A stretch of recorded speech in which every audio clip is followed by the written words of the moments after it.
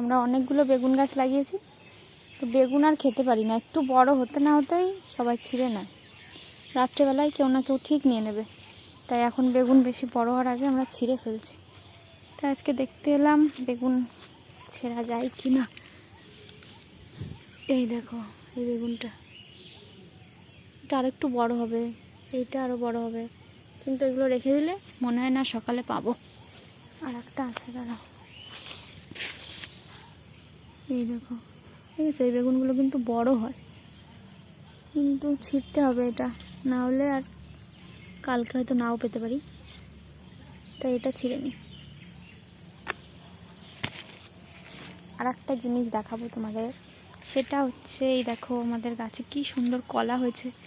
এই মোচাটা কাটতে হবে কদিন পরে, এটা কাঁচকলা, আর ওই পাশে একটা আছে ওই যে পাকা কলা, আর এটা কাঁচকলা।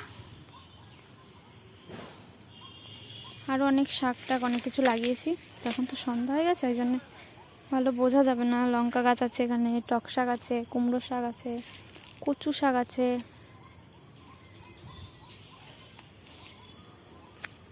এখন এই বেগুনটা নিয়ে চলে যাই বাড়ি।